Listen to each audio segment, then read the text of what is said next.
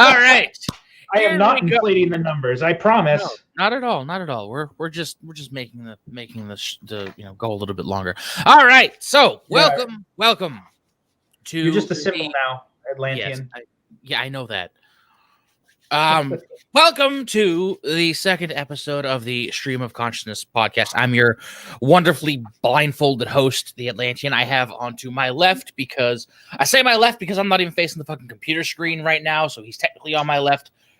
Tristan T. Wood. You all know him from our usual Saturday live streams that we don't quite do anymore.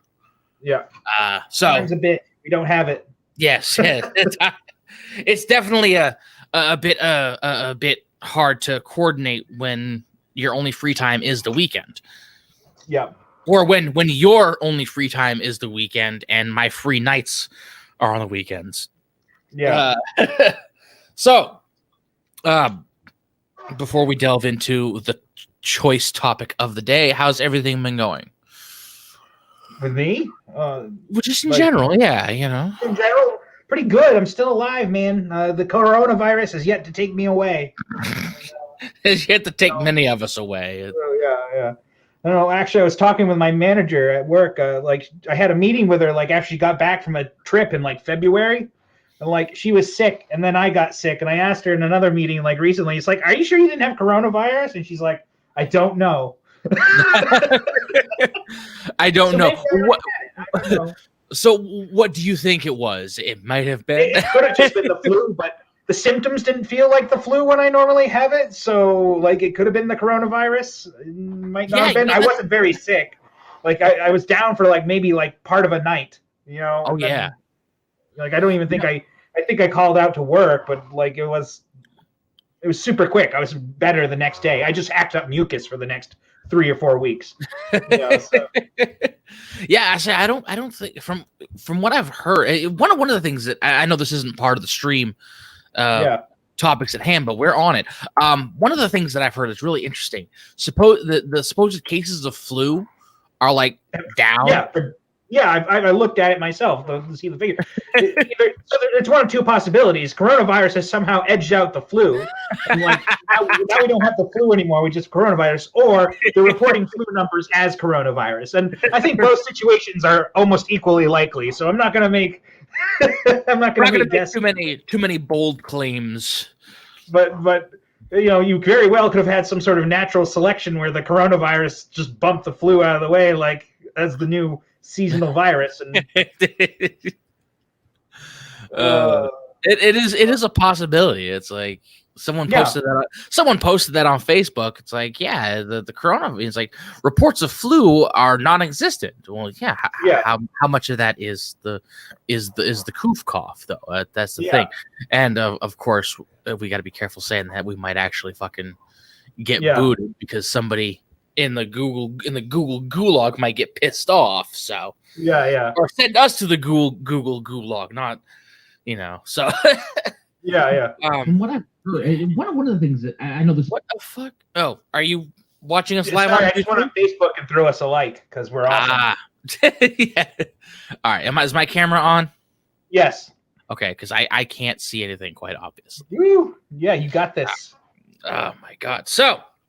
Oh, yeah, do me a favor. If you see any comments that are interesting, just read them out loud to me really quick. Cool. There are no comments yet. No, I know that. But I was I'm just doing this in care. I've been doing this since I started. It's you know what? It's easier to get into a mindset and just focus when I'm not focused on anything else. Yeah. It's called sensory deprivation, man. You it's like becoming blind temporarily so you can smell better. Well, yeah, because I'm gonna be pulling a Biden and sniffing the microphone. Just yeah. Drama about you depriving yourself of senses to solve crimes. Oh my god! Yes, but not very well. Blinds himself. Yes. Now Give me a second. Yeah, that'd be great. Just the main character that has a quirk. He just blindfolds himself randomly, and then automatically just his perp was covering up his bad BO with Axe body spray. Like and it's not and it wouldn't be a character quirk where it's just his eyes. Like he could plug his ears and his vision automatically gets like 7 times better. Or he plugs his nose and he can hear like the smell of the pizza cooking. Like what the fuck? It smells like BO and Axe body spray. Yeah, I think we have a Magic the Gathering player. Like just all of a sudden he's at a crime scene. He's turning around facing the wall and turns around. He's got his things up like this. I can hear it better now. It's like he's talking like he has a cold. Like, all right, here we go, guys. I can hear the evidence. It's like, and it switches to like what you think would be his point of view. And there's where it's like certain things that don't make any noise. You just have this. You just see these sound waves coming off. Like I hear that dead body lying over there really well. He's laying in such a position. What if he does it like a bat and starts screaming?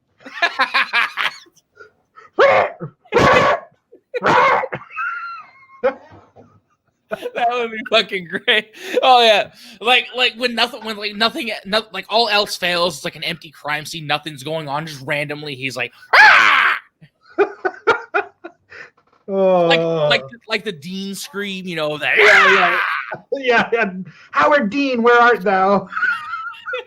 Howard Dean becomes a crime solver. He blinds himself and does the Dean scream and uses echolocation. Just. Ah! I found evidence in the grass over there with my echolocation powers. And then, like I said, it just goes to a close-up of him. He does that, ah! And then it's like 2 seconds later, you just hear it, ah! And echo back to him. Like, I don't know how any of this would fit in. To like a story or stuff, but it'd be funny as fucking hell. Just fucking. It would be a better skit. Maybe when we get the money to have actual production value. Howard Dean becomes the Batman. Yeah. The literal Batman.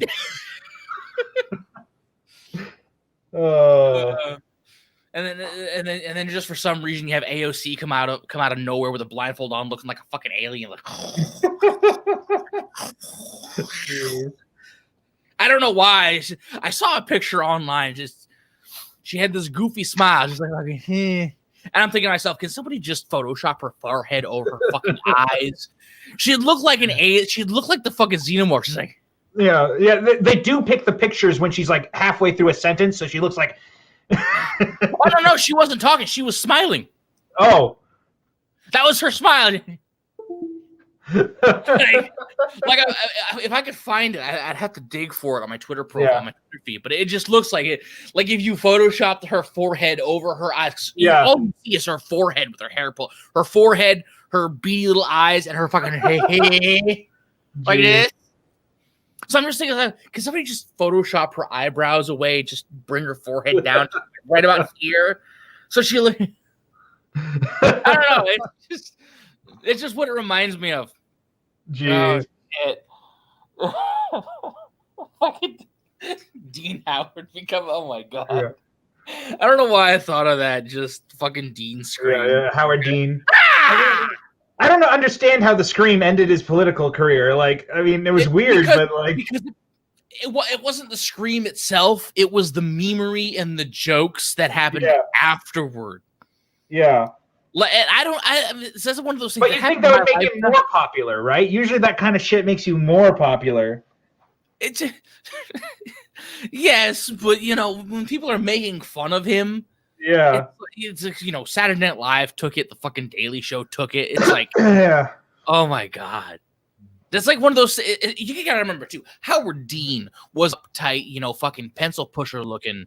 Politician. Yeah, no, that's true. That's true. He had no frills about him. He was straight. He was like a typical politician, straight laced and everything. That's why it killed his campaign because straight laced politicians they do anything out of the ordinary. It picks up dirt like a lollipop in the sand. Yeah. Like holy shit, I can't use this anymore. Yeah. And That's really what it is with any politician, by the way. That's how, the stupid things that they call political controversies. It's just other politicians nitpicking stupid shit. Oh yeah. That's why, and then that's part of the reason why none of that shit, like if you actually look at the buildup to the 2016 election, that's why none of that shit ever worked on Trump. Yeah. Because Trump Donald Trump has never really been straight-laced. He's not, he's never been just speaking throughout his entire, business career, he's never been a bumbling idiot. Donald Trump was never a moron. Yeah. And listen to him speak when he is not on a public platform speaking to a bunch of constituents.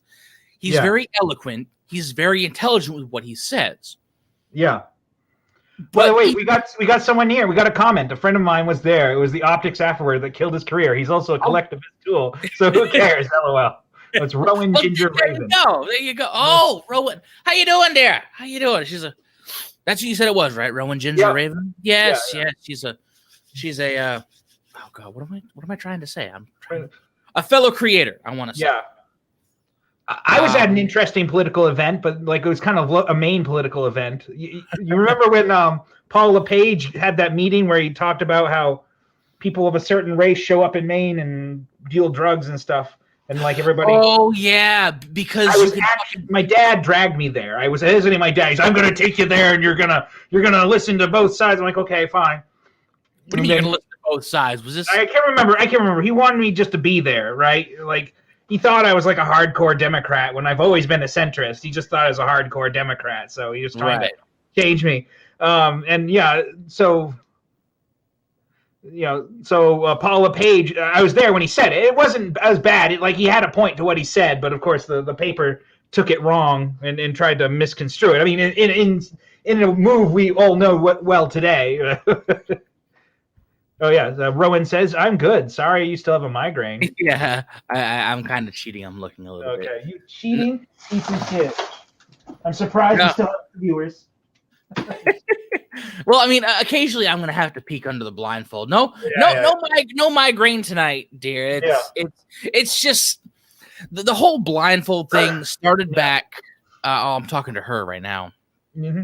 Started back when I did the first stream of when I did the first stream that I call the stream of consciousness. It was like a couple weeks ago. It's like, dead of night, I couldn't fucking focus, so I just blindfolded myself, and I just kept doing it. This is just a character quirk at this point. I don't know why. I'm probably gonna do every stream of consciousness like this with a blindfold on. I'm not gonna do any other streams with a blindfold. Just this. Yeah. But although I think on the gaming stream that I do with my other guys, I did show up with a blind because I was fucking pain. So I was like, Well, but speaking of games, no migraine tonight. Yeah. Speaking of games, did you want to get into our first topic? Oh yeah, the first topic, the Switch Pro rumors. Now I wish I had a. Oh yeah, I mean, here on the Atlantean channel, where we're all about Switch fanboys and hating on their irrational love for something that is an inanimate object. What are you talking? Oh well, what are you talking about? Just Switch fan? We hate on everybody, man. Okay, there's no. We can't deny it. We hate on everybody. Okay. I have specific hatred for Switch fanboys that love the Switch. The assholes that when you start arguing with them, they'll go, "Well, I play on the Switch because I like portable games," and then you go, "Well, did you own a PlayStation Vita if you like the portable games?" Like, no. Well, no shit. That means you're a fanboy. You fuck. Yeah. You don't care. You didn't care about portable gaming when the Vita was floundering.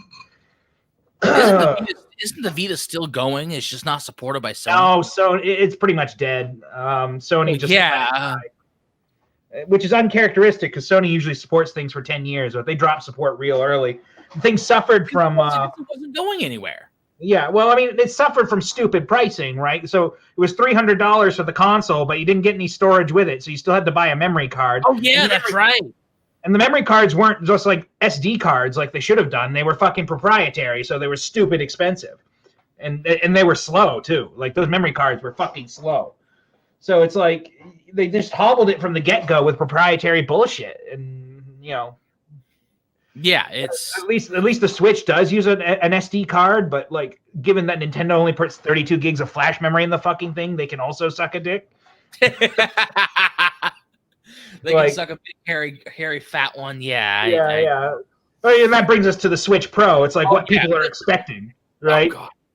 There's so many bases to cover about this. I explained before the show. Yeah. For the uninitiated, for those of y'all that are watching that don't necessarily know exactly what we're talking about, for the past, I don't know how long the speculation's actually been going on, but relatively recently, I want to say the past few months, speculation is ramped up about what. I'd say it's related to the new consoles coming out. Well, yeah, but I was just saying it's been going around but it started gaining more attention, more steam, rather. When experts started predicting what Nintendo could do with a potential Switch Pro, and that's really where the discussion for the idea of a Switch Pro begins and ends. It's experts speculating on what Nintendo could do if they released a Pro system, and everybody's been running touchdowns with the idiot ball talking about this ad nauseum, and to the point of everyone watching that doesn't necessarily know this, they're at the point where gaming journalist websites are writing articles based on these. Like, there's no unofficial rumors, there's no rumored leaks from anybody at Nintendo. There's nothing, just speculation, and they're wasting bandwidth on writing articles about the supposed. Because Switch fans are going to click on it, right? The Switch fans are religiously rabid about this kind of thing. And to be honest, I like hardware too. So I'm not going to slam on them for being interested in the possible next iteration of the Switch. Absolutely. But I'm trying to temper I would be more about tempering expectations, because the Switch Pro is never. I don't know.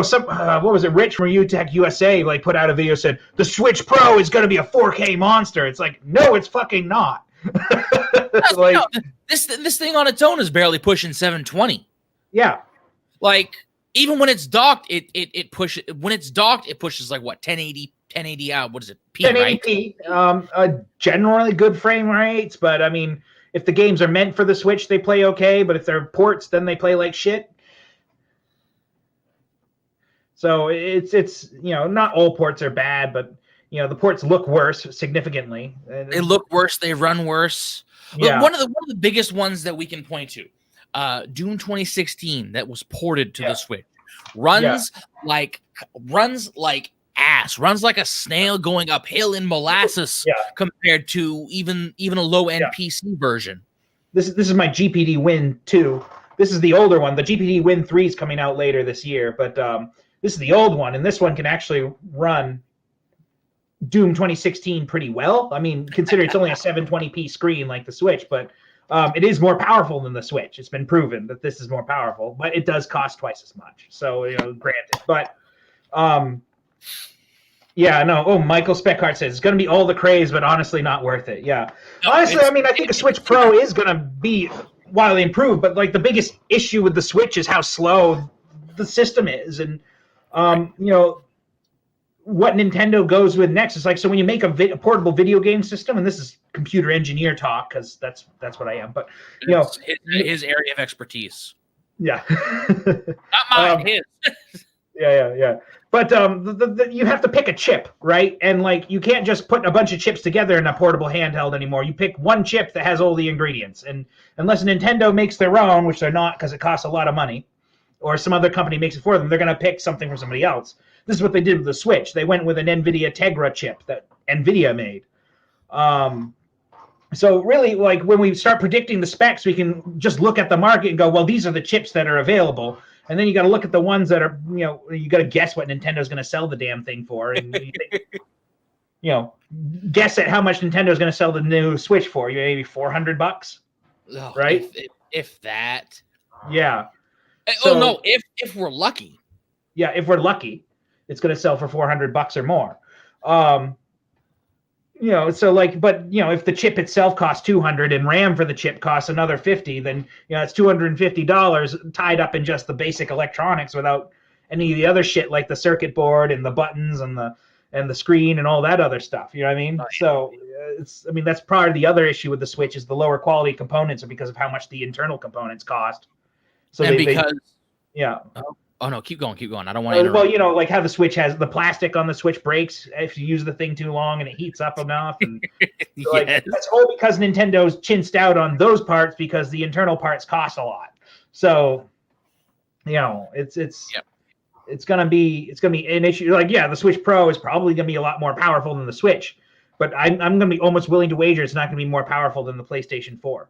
But this is also assuming that they even upgrade the Switch to be a pro system and don't develop a new system fucking outright. Yeah, and that was a video I was actually just watching. It's like, that's really the thing that's pissing me off about these articles and the speculations. Like, you motherfuckers don't realize Nintendo rarely upgrades their own fucking, like, throughout all of history, Nintendo has Nintendo recently has done 2 upgrades. And then recently, I mean the last 10 years. They went from the DS to the DSi. The DSi is literally an upgraded DS with a higher end processor and more RAM. Okay. Then once they ditched that, they had the 3DS, which was a piece of shit spec-wise. The 3DS was an okay system, but the specs were absolute garbage. Like, for its time. I'm considering the 3DS not so much an upgrade, but but here's the thing: a separate system unto itself. Yeah. But then they released the new 3DS moniker, which was so the original 3DS had like a 260 megahertz processor, and that's why I call it garbage, because that came out in 2013. The PlayStation Portable came out in 2004 and had a faster processor. But anyway, Sony. Yeah, but the new 3DS ran at like 860 megahertz or something. It was like an actual almost reasonable speed and had more RAM. And like there were specific games that required having a new 3DS. I think it was limited to Xenoblade Chronicles. Had 3DS port, but you needed the new 3DS to play it. So, but you know, okay. Yeah. Okay, well, discounting the handhelds, I honestly wasn't aware that they actually upgraded those. Yeah, it was low key, and most developers didn't take advantage of it because that'd be fucking silly, right? But also in my mind, I consider the DSi a separate console unto itself, much like the 3DS a separate console unto itself. Rowan Ginger Raven says, "I never expect power from Nintendo, never have, but I had a Genesis, Dreamcast, and Xbox, etc."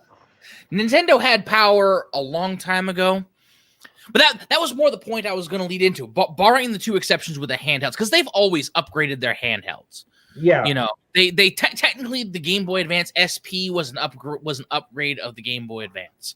Yeah, you know, so I mean, obviously, I you know, if somebody wanted to be a technicality, you know, a technicality clinging little ass munch about it, you know, technically come in with that. Actually, well, they did this and they did it. Fuck off. You know what I meant. I'm not talking to you, by the way, but I'm just saying, you know, if somebody wanted to do that, God damn it, you know what I meant. In their history of major consoles, they've never done a major upgrade. Even the 3D, they've done a lot of downgrade. Like, okay, you had the NES. I mean, technically, they had the Famicom. I mean, I think technically they did something over in Japan, but so they took the NES and they did shrink that into what we call the top loader. Yes, that's very similar, like what Sega did with the Genesis later, where they shrunk it. Right, it's a very similar idea where because microchips got so much easier to produce in a smaller form that you just. Well, I was talking about the Japanese system. Trent. I think the Famicom. I think the Famicom, and they add like an add-on to the Famicom disk system. Oh yeah, they did in there, but you know, even still, it's like you had the NES. And then they developed the Super NES, which is what, like a more powerful. I don't want to say a more powerful NES. So the Super NES, like quick architecture thing about it, actually has a very similar processor to the NES, except it does. It's faster. It's about 2 times faster and can do 16-bit operations, but it's largely the same processor and how it functions, which makes sense that they want to be familiar with it, but it was still kind of weak, but it worked. And then there was the Nintendo 64. Yeah. Which, you know, was just another advancement, you know, new system. Nintendo 64 they actually made with a bigger graphics company. And there's a funnier story about that one, but we won't get into that tonight. They actually made it with a graphics company, so that somebody else made the hardware and they put it out. That's interesting. We're gonna have to talk about that today.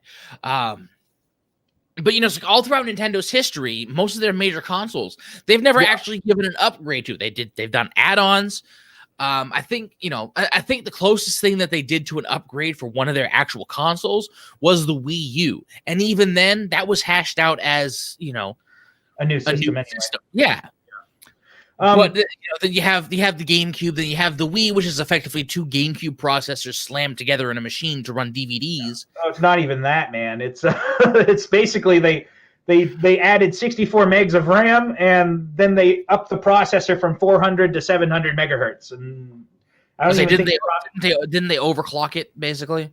Yeah, well, it's a different processor, but they didn't. I don't think they added many features to the processor. They just upped its clock speed, and then the graphics chip, of course, did get an upgrade, but it wasn't. The hardware is essentially the same. That's why it can play GameCube games. It's actually a bit like the PS2 in that respect. Although I say we'll get to that in a second, because that's actually going to be counter to the next talking point later. But it's like people are talking like the Switch Pro. It's like in their entire history, with the exception of a few handhelds, Nintendo has never actually given their consoles an upgrade. They've given them downgrades, they even downgraded the fucking the 3DS. Yeah, they had a downgraded Wii too. That you didn't see very often. It's called the Wii Mini. It had no Wi-Fi, no GameCube ports. It had a weird disc tray. It's the most shitty console ever made, from a big I don't company. think I've ever even heard of that. Yeah, Google it sometime. It's terrible. It is terrible. So, but it's like they downgraded the 3DS to a fucking 2DS, which is an abortion of a fucking handheld as it is. It's like it's an unfolded 3DS that has no 3D capability. What the fuck is the point of it? Yeah, and then the Switch Lite, which is basically a Switch in portable mode all the fucking time. Yeah, with the same components that we know to be faulty, the fucking sticks. Yeah, it's like 5 minutes to replace the sticks. They're just like, nah, let's put them in there. Yeah, let's just fucking let's take the shitty joysticks and just fuse them to the system. We'll just super glue them right in there. Yeah. Same joystick. Take them off. Now they're not even modular. Fuck the user. The Switch Lite, a Switch with the Joy-Cons soldered to the fucking system. I mean. But people are speculating. There's a couple of reasons why they might want to try to stick with a Switch Pro. First of all, backwards compatibility. Oh, fuck off. Yeah, well, it does. People do like backwards compatibility. They're definitely going to have. They're more. Look, I will say this: Nintendo's backed themselves into a fucking corner going with cartridges. They're going to have to capitalize on that shit. Yeah. They have to. They backed themselves into a corner with this. Yeah. One.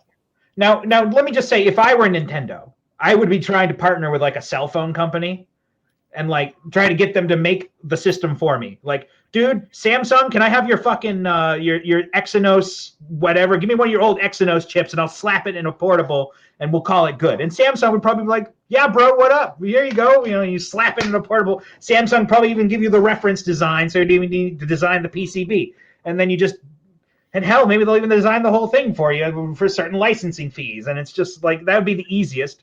The cost would go up. Samsung would probably want $500 a unit at the minimum. But it's that would be oh shit, he's grinning. I'm just. Oh, yeah. But no, I'm saying if I were Nintendo, I'd be partnering with somebody else to do my hardware. You see, the big thing in video games is that a lot of these people say graphics don't matter. And there's some truth to the statement graphics don't matter. But the finer detail of it is graphics don't matter to a point. Right. To a point. Right? Yeah, and that point is the Switch is clearly behind. So, because the Switch is behind that point for the most part, it's you got to be in the neighborhood of your competition is the truth, right? You can be behind your competition spec wise, but you got to be somewhere near them. This is where the Super Nintendo and the Sega Genesis were fighting against each other. They're close enough in a lot of departments that. This is why you had arguments and nobody won the argument because it wasn't a clear winner. No, it's Sega Genesis. It also depended on the type of games they did too. Yeah, Sega Genesis could do certain games much better than the SNES could, even though they did it at lower quality. They generally, especially Mortal Kombat. Mortal Kombat on the Sega Genesis, they had a speed factor there that you didn't necessarily find. Yeah, but the Super Nintendo version wasn't terrible either. Right? Oh, no. It was graphically superior. Yeah. So what I'm trying to say is like the kids could argue all day long, but the truth of the matter was that neither system was so far outside of each other's specs that one was definitively worse, right? No, oh, sorry. Go ahead. No, I was saying, there is and always has been one trump card that the Genesis had over Super Nintendo. You ready? Was that blast processing? No. Mortal Kombat Blood Code. Oh yeah. Yeah, having developers that are a bit more open to things. That's like the one trump that they had at the time. Like Mortal Kombat, it's like, sure, it doesn't look as good at the Super Nintendo, but can you do this on the Super Nintendo? Sub-Zero rips the spine out. Blood just keeps pouring out as you punch him. It's definitely not arcade quality. The spine just kind of dangles there like a limp noodle, but motherfucker, you can't do this on the Super Nintendo. Yeah. Rowan did your greatest too. Yes. But it's it's. But with the Switch is so far behind that point. You can argue it's like, well, I played the Switch version of Doom. It's like you played the shit version of Doom. Go get a PS4, right? I played the Switch version of Doom. Yeah, did you? It's like, did you also play Doom on a PC with a graphics card underrated? Yeah, like that's pretty much the same fucking thing. And here's the bigger thing is that this season notwithstanding, every year for the past 5 years, the PlayStation 4 has sold for $200 at Christmas. So your excuse for owning a Switch over the PS4 is pretty slim. It's like the PS4 costs $200, and then there's issues with the PS4 and Sony's. The PS4 is a low end, but at least they're only charging you $200 for the fucking thing. Well, I wasn't even talking spec wise. Oh yeah, I was speaking more games library wise. Yeah. Oh yeah. I don't know. The one speaking from a personal note, just shifting a bit from the Switch a little bit. The reason I got a PS4, mostly was because of the exclusives. Yeah. No, there were exclusives on there that got my attention. It's like, it's like people want to shit on exclusives. Like, oh, there's no reason for exclusives. Like, exclusives are where you sell the consoles. Yeah. And of course, I got this back, I want to say in 2015, something like that. Yeah. And, at the time, there was Until Dawn. There was Uncharted. Yeah, I liked Until Dawn. I liked it, but I haven't played it since I bought it and played through it. That's right. It's like I bought it, I played through it. I never had a need to pick it up again, so I traded it in. It was fun. Yeah. It was kind of fun while I played it, but it didn't really stick with me. But that's one of the reasons I bought it. And Uncharted 4 I got with the console. But there's some exclusives with it that I found, that drew me to that. It's like, what kind of exclusives are you going to get with Xbox One? Yeah. Gears of War 5, Halo, like they're not even new games. They're sequels to franchises that have already gone to shit anyway. Yeah. I know that's kind of blasphemous for some people to say, because Gears of War was fucking amazing in the original trilogy, Gears 1, Gears 2, Gears 3, fucking phenomenal. Especially it's like Gears 3 ended the saga, like ended that trilogy where it needed to end. There didn't need to be Gears 4 or Gears 5. Gears of War Judgment kind of gets a pass because it's a prequel-esque type thing. Yeah, and I actually did like Judgment a little better than 2. It's like between 1 and 2. And besides, Judgment starred Baird. It wasn't about Phoenix. Yeah. Baird are the lovable smartass. Yeah. From fucking Gears of War. Yeah. No, I like that game. Especially the battle in the flower room where everything was all dusty. Oh God! Which one are we talking about? 3? No, in Judgment, there's like Judgment had these like more challenging battles you could do, and like one of them was like, if you take on the challenge of fighting in the room where you can't see because there's powder everywhere, then I never actually played Judgment. Was Judgment Xbox 360 or Xbox One? 360. Oh, it was 360? Yeah. I think you can get it in the collection though. But anyway, I don't know, like about the whole PlayStation 4. Back to that, like I bought my PlayStation 4 because I like an RPG company called Falcom, right? And the games Falcom makes, and then they all come out on PlayStation 4. but they started putting some of them on Switch. But then you get this influx of Switch fanboys, and they're the most obnoxious fucking twats. They get into the forums, and they're like, oh my god, Falcon, put every game on the Switch. I'll buy it only if it's on the Switch. Some people will not buy the game unless it's on the Switch. And it's like, and everybody had been criticizing Falcom for years about their graphic quality not being good. And you're trying to tell people to go to the Switch where you can't make the graphic quality better. It's like, and it pisses me off. That's like bitching at Capcom for putting Resident Evil 2 on the GameCom. Like, what the fuck are you expecting? Yeah, but it's like, no, but the Switch fans don't understand. Like, so Falcom doesn't take them seriously, thankfully. I'm just hoping that they, because they do put the games on Switch, but it's not a priority for them. Their priority is putting them on the PlayStation 4 because the specs are about right.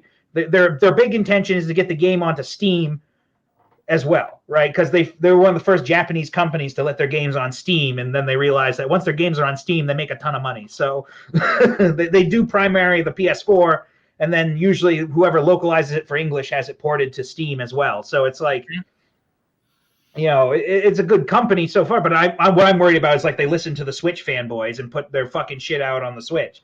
And like exclusively, I'm like, God damn it! Like, because I don't want to play it in low quality mode. I don't care if it's portable or not. but why that's kind of one of the things that kind of rubs me about the Switch. It's like most people are talking about, oh, it's portable. It's like how many gamers do you know that have a home console that want to take their home console on the go with them? Yeah. Like, if I wanted to go on the go, I'm gonna bring my fucking 3DS, my Game Boy Advance, something that's designed for it. When I have, it's like if I have my Switch going, motherfucker, I want to sit my fat ass in a comfy little chair, grab a fucking, where the fuck, a bottle of orange soda, maybe a slice of pizza, and fucking kick the shit out on the big screen. I don't want to be fucking doing this shit like, and even then, like sometimes some games when you put them in portable mode play like absolute garbage. I had Xenoblade Chronicles 2, and that game has some good points to it, but the one point that isn't good is that when you unplug it from the dock, it literally switches to 360p. Like, I said that I was arguing with some people on 207 Gaming, and I said, dude, it looks like 360p, and then they said I was being hyperbolic, and then somebody comes in, backs me up, and goes, no, he's right, it's at 360p. I'm like, like this, oh god, they fucking. Why am I hearing myself through your microphone? I thought I had echo cancellation. I'm sorry. No, it's not that. It's I think you something on your end was playing and it was in your microphone was picking it up. That's all. No, let me think. They ought to rename fucking 207. What is it? What was it? 207 gaming. 207 gaming. Yeah, they need to rename that 207 Switch fanboys. Yeah. I don't give a fuck if they're watching this and they hear me. Okay, you fucking deserve it. Yeah, I don't know, man. Like, so for people who don't know, 207 Gaming is a Facebook group about gaming in Maine, and a lot of the people there are Switch fanboys, and they won't shut the fuck up about it. But they've actually been better recently. But there's still this one guy who keeps going on there talking about his video game collection. He always posts his haul. And his haul will usually include like 9 sports games for N64 plus maybe like one shitty game that people didn't like for N64. He's like, look at my haul today. Sometimes he posts interesting things, like he gets interesting Xbox games you've never heard of because there's a lot of those. But it's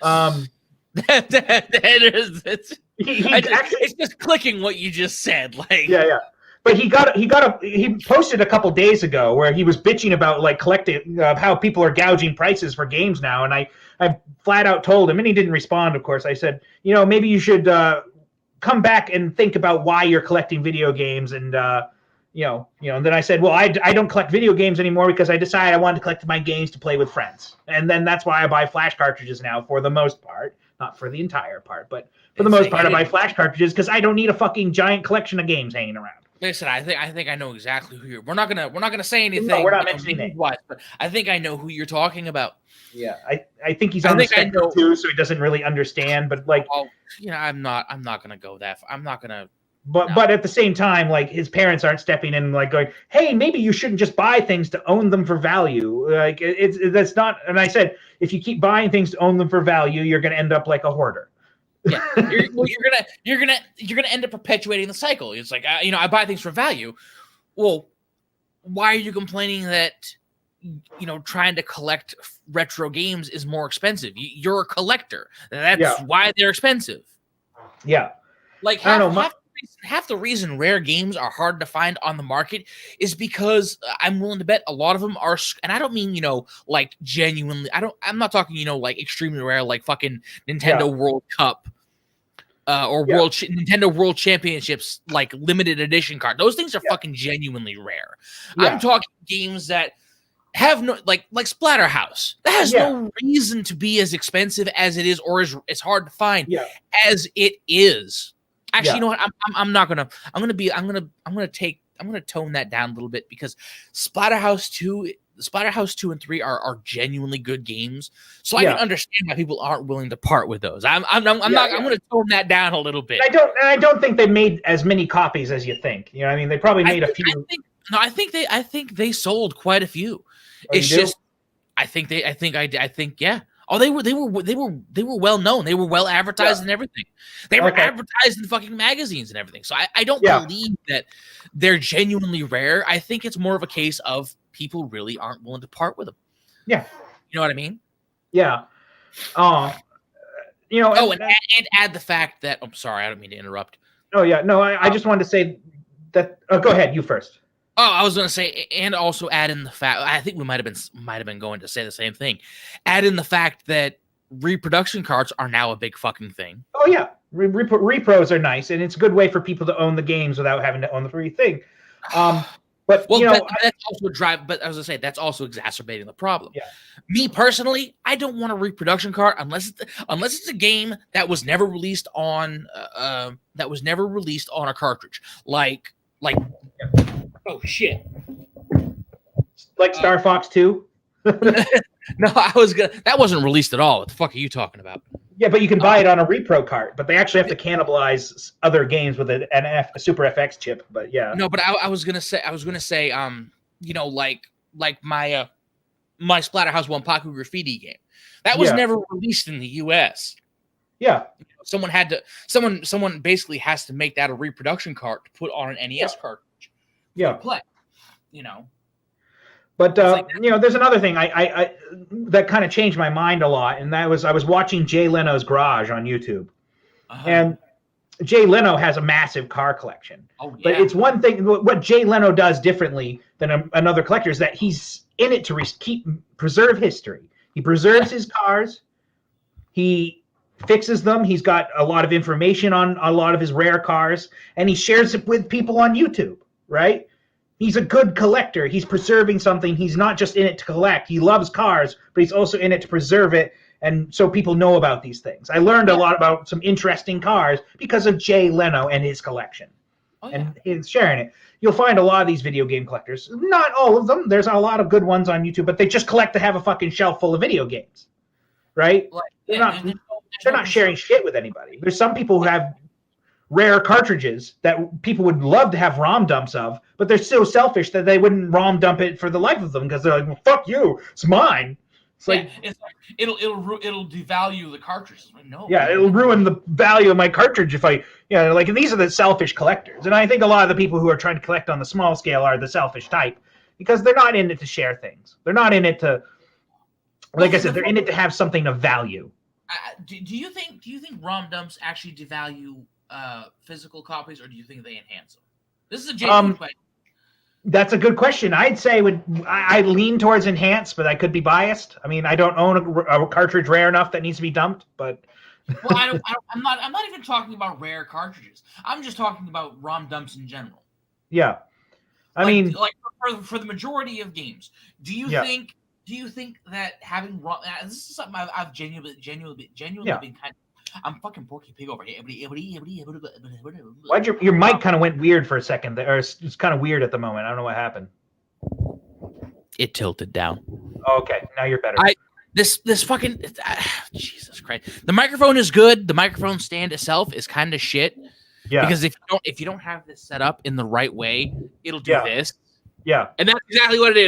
It'll tip so it'll sound kind of like you can hear it, but at the same time, I'm like, oh my god. Yeah.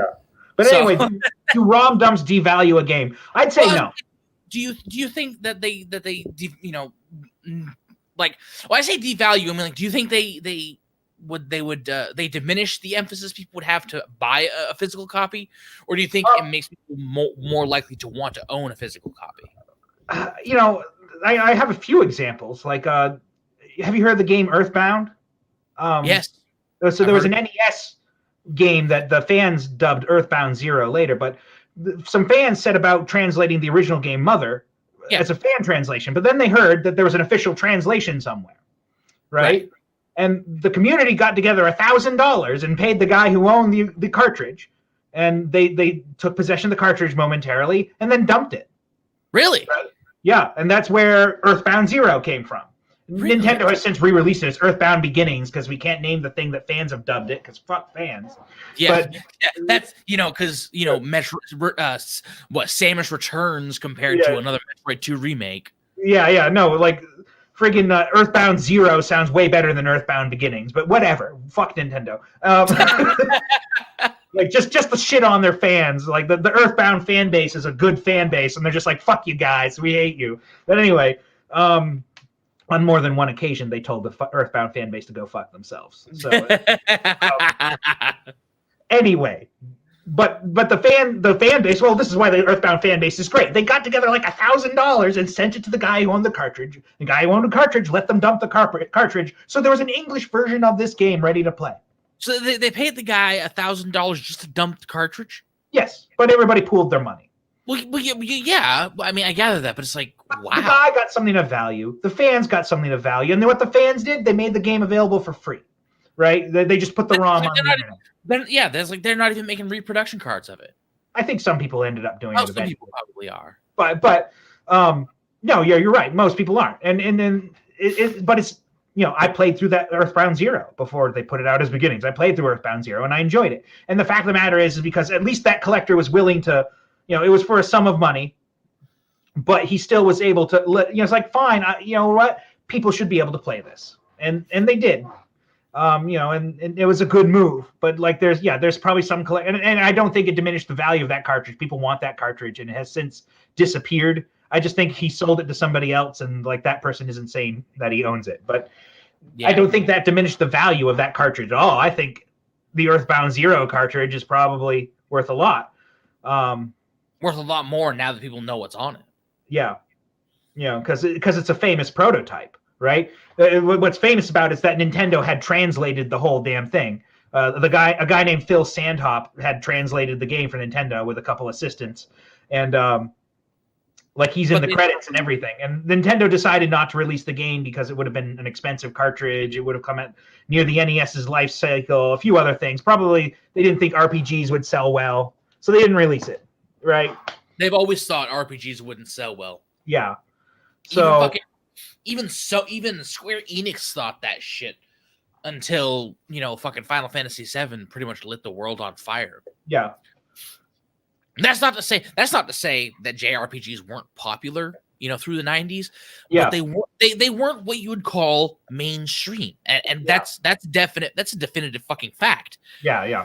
A lot of people praise, Final Fantasy VII for doing things that are so great. But one of the things that Final Fantasy VII did, for better or for worse, is made popular. Yeah. On such a mainstream level, what JRPGs are. Yeah. And also with the release of Final Fantasy VII, it kind of Final Fantasy VII did what Nirvana did to grunge music, and they made it. Yeah. They made it mainstream and streamlined, and So there were some good and bad side effects from Final Fantasy VII being released. But RPGs weren't popular on the NES because the NES, the platformer, was God, right? Okay. And the platformer was God even through the 16-bit era. So, then it was fighting games, though. Fighting games took over. I think I would say the second half of the 16-bit era was fighting games. The first half was platformers. And then somewhere in between was beat-em-ups. Yes, beat-em-ups. I mean, because beat-em-ups were popular at the arcade. So were fighters. But I'm differentiating between fighters and beat 'em ups. Yeah, just for the sake of clarity. Then there's games like Golden Axe 3 that incorporate fighting elements into its beat 'em up.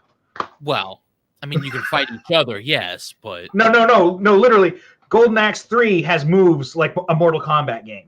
Like even in the single player. This is why the game feels like it sucks, because if you don't know the moves or you don't experiment to figure out what they are, the game's harder and doesn't feel as good. But apparently if you sit down and learn the move sets, the game's actually pretty good. But it's because they're incorporating fucking fighting game elements into a beat 'em up. Like you don't do that. Yeah. It doesn't work like that. That's how popular the beat 'em up Mythologies ran into that one, actually. Yeah. Although I will go to bat. Mortal Kombat Mythologies gets more hate than it really deserves. Yeah. Mortal Kombat Mythologies is. I want to be. No, I'm not going to be careful. It's a good game once you get around the fact that it behaves like a Mortal Kombat game. See, I've never played it. Is that the one for N64 or is that PlayStation? It's for both. Mortal Kombat Mythologies is the Sub-Zero game. Yeah. And it's the game. It's a Mortal Kombat Mythologies. In terms of actual release, it was released about 6 or 7 months before Mortal Kombat 4 hit the arcades. Yeah, and it was developed in part because they wanted to branch out, but also in part because it contained characters from Mortal Kombat 4. It had Shinnok and it had Quan Chi. Yep. Specifically, it also had Fujin in there as well.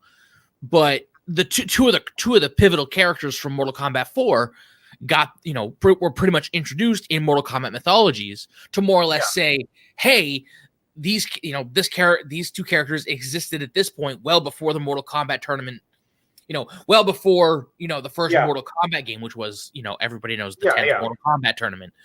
But in terms of like the particular timeline, this takes place before the first Mortal Kombat game. And these two characters were there. You have Quan Chi, who served Shinnok, and, they introduced the Netherrealm and everything. And then you have Mortal Kombat 4, which is, after Shao Kahn's pretty much defeated, driven back, you have Shinnok and Quan Chi taking over Edenia.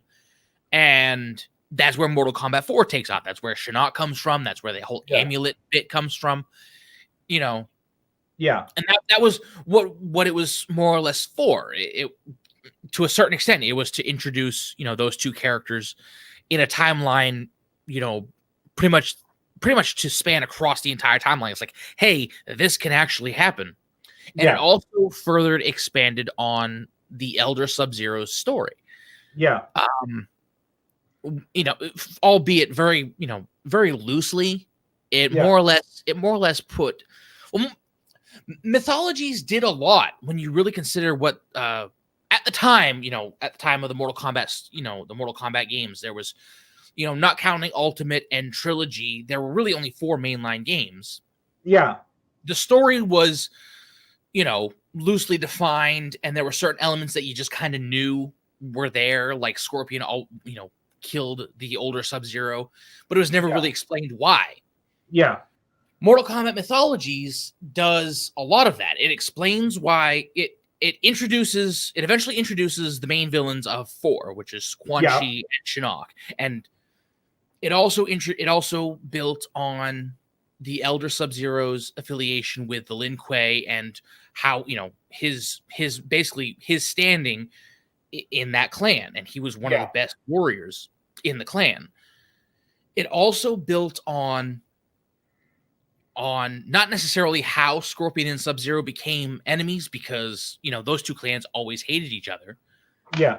But it built on it built up to the fact how Scorpion became a Spectre. Yeah. Spoiler alert, Sub-Zero killed him. Oh no, he's dead. Sub-Zero which in the game you actually have the option of doing. You don't have to kill him in the game. Yeah. At the end of the first one of these days you come up. I'll have to hook up the PlayStation. Yeah. And we'll play it. But, in the canon, it pretty much sets up how Sub-Zero and Scorpion came together a final time, and it caused, basically Sub-Zero killed Scorpion. Yeah. And then it also established the fact that, which was never hinted at before this game. Yeah. Was that the rest of Scorpion's clan was also wiped out. Yeah. As a favor for the Lin Kuei. So not only did it set up how Scorpion got killed, but it also more or less sets up why Scorpion hates Sub-Zero as much as he does, because, you know. Oh, I mean, Mortal Kombat only tends to explain things in the blurb before you start the game. If you sit there and watch the scroll, and the blurb after you beat the game. Right, but even in the context of those games, it was never established why Sub-Zero or why Scorpion hated Sub-Zero as much as he did, aside from the blurb that Sub-Zero killed him. You know, that he was avenging his murder. Mortal Kombat Mythologies pretty much expands on that. It brings in, you know, the whole Shirai Ryu clan, the fact that Quan Chi, the leader of the Lin Kuei and Quan Chi, the Grandmaster and Quan Chi made an agreement for their services, which involved Quan Chi killing all of their enemy. Yeah. And just for their services. And, you know, because Sub-Zero succeeded, he ended up killing Scorpion as well. Yeah. You know, and that sets it up there. Then it also sets up, Sub-Zero meeting Shinnok and meeting Quan Chi, how, it more or less sets up. Just as an FYI, you've been on this tangent for about 5 minutes now. I'm sorry. I'm sorry. This is the blindfold, man. I'm really focused on what I'm saying. Yeah. But you know what I mean? It did more to set up the. Fuck, I lost my train of thought. Well, that was what the comment was meant to do. Shut up. Your stream of consciousness went too far down stream. You gotta turn the stream every once in a while. Yeah. Now we're talking about something else. What the fuck were we talking about before I went on that tangent? We were talking about how fighting games influenced other genres. Yes, that's right. Yeah. Yeah. All right. We were talking about Sega Genesis and the SNES. It was in relation to the Switch being behind the specs. Yes, right? Yes, exactly. So, but the whole so back to all that. The moral of the story is that if you're going to put out a video game console, you should be in the neighborhood of your competitors. You don't have to be better than them, but you have to be somewhere near them. And the Switch isn't near them, and that's why it gets ignored. At what point did Nintendo lose their way and fall behind in terms of being top of the line? Well, the GameCube was in the neighborhood. It was a little behind in some ways and was better than some ways than the competition. Its weakness was that it had only 24 megs of RAM, whereas the PlayStation 2 had 32 and the Xbox had 64. So that put it behind in RAM, and it had the mini disc, but its processor and its graphics were actually pretty damn good. Yes. So, but when they took the Wii was just an upgraded GameCube, and then the Wii U was just an upgraded Wii. So, but it's like at a certain point, they sort of just kind of started deviating a bit from, actual consoles into just absurdity. Well, I think I want to say, yeah, I want to say the sad state of things is that it keeps fucking working every now and then, and so they never change. Well, I'm just talking like throughout their history. It's like, they blew the markets. We know how Nintendo pretty much brought the industry back from the brink of collapse. Yeah. With their NES. They had the opening. There was not much of a market. They swooped in and pretty much dominated the market for the longest fucking time. That part is set in stone. Then there's the Super Nintendo. Well, let me illustrate even that a little bit. The Atari 2600 came out in 1977, and that had a variant of the 6502 processor. The NES came out in 1984 and had a variant of the same processor, a bit more powerful in its addressing capability. It had more address pins. Right. Which is like the reason why this one in 1977 didn't have as many address pins, because it was cheaper to have less address pins. Yeah. That's computer architecture shit. Just take my word for it. But no, I'm following you. Yeah. Yeah. So anyway, the processor in the NES was about the same power, but a little bit more capable than the Ataris. But its graphics were way better than the Ataris. So the NES was weak kind of for the time, but then again, there weren't a ton of other systems like competing. Right. The Master System came out and had a Z80 processor, which was significantly more powerful. I'd be willing to argue the graphics on the NES were better in some ways, and maybe the sound too. The sound, I think, is mostly better than the Master System, but debatable and depends on who made the game. But who did what with the software? Who did what with the hardware, basically? Yeah, but I think the worst thing about the NES is like how long Nintendo intended to keep it on the market. I think the evidence is in the pudding, right? The Sega Genesis and the TurboGrafx hit the market in 1988, and they don't have a response until 1990 in Japan and 1991 in the US. 2 years, which means they probably didn't have shit prepared, right? They might have been developing something, but their intention was NES till it's not profitable anymore. And then so basically they probably didn't think that they were going to be challenged at any point. Yeah. And so the TurboGrafx the TurboGrafx graphics are turbo, right? No lie, the graphics are pretty fucking good for its time. Oh, they're fucking amazing, dude. I've seen them. They look fucking incredible. But, and then the Genesis, of course, Genesis does, right? And so the TurboGrafx picked away its market in Japan, and the Genesis picked away its market in America. And like they had 2 years, they needed 2 years to get at something on the market. Luckily, the Super Nintendo, even though it had a weakish processor, its graphics were still good. Its sound was a different type, but it was manageable and it was good. It had its weaknesses at first because cartridges were small, but once cartridges got big enough, sound stopped sucking. Yes. So, it was good hardware, and I mean the N64, like I don't know how prepared or unprepared they were. I mean, they kind of ended up winning the generation. Yeah, T2 for it. They came in finally. Jeez. They kind of ended up ironically winning the 16-bit era, like after it almost ended, but they kind of still won in the long run, I guess. So it's like in 1994, they took Donkey Kong Country's like, yeah, fuck you, Sega, and Sega's like, no, the 32X didn't win. But anyway, and then Shigeru Miyamoto got pissed off and ruined the sequels because it wasn't his game that saved the Super Nintendo. No, fucking Mario Land 2, that didn't do shit. I mean, it's a good game, but it didn't save the Super Nintendo. Anyway, Mario World 2? Yeah. Yes. Yeah, Mario World was never good. Was never that great. I mean, it plays well, but it's definitely like a demo of the hardware. But it didn't wow people like Sonic the Hedgehog did, and like it didn't wow people. It didn't wow people like Mario 3 did either. Yeah. I think we did go over this, so we're not going to rehash it again. But we need at some point.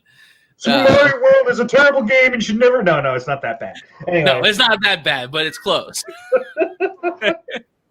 Well, but anyway, yeah. So I mean, they a lot of people say, well, Nintendo has this habit of doing interesting things with old hardware, and that's nice and all, but like at a certain point, that's just a novelty, not a right. Yeah. Like I've seen people do cool shit with the Genesis, but I'm not going to try to say you should be playing Sega Genesis right now, you little entitled shitheads playing on your PlayStation 5s and your Xboxes and your.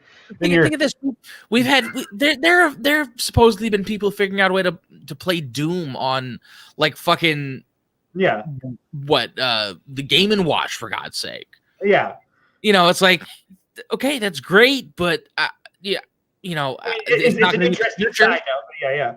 So I mean, Nintendo manages something over interesting side notes, just over interesting side notes with Breath of the Wild and a few other things, but. It's a lot of it has them masking a lot of shit. Like the grass in Breath of the Wild is like most of what you see, right? Like you might see a tree here or there, but it's like you get to a mountain and the mountains are super flat. There are a lot of trees in Breath of the Wild, not in a lot of places.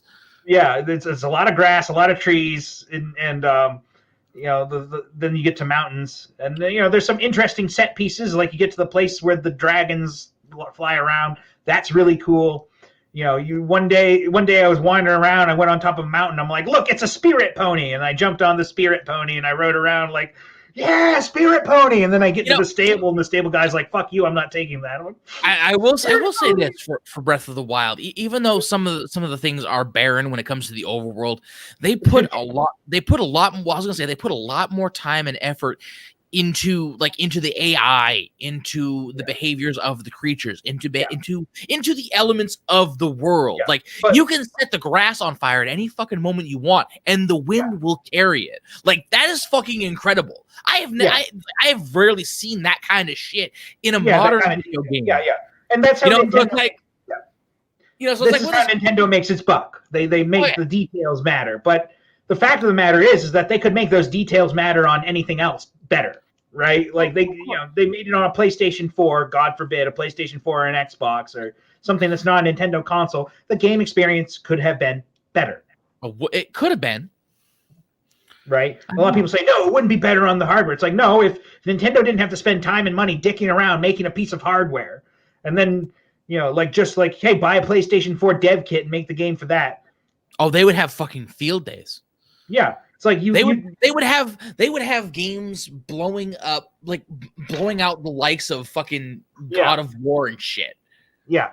And Nintendo's main gripe with like putting games on other consoles is the fact that they don't want to have to pay somebody else licensing fees. No, it's like, they want people to pay them the licensing fees. But if Nintendo went outside and fucking said, we want to put our games in something else, do you think, I wouldn't stop for a minute to think that fucking Microsoft or Sony would be like, dude, we'll drop your licensing fees to like 5%. Just put your games on here. Yeah. Can you imagine?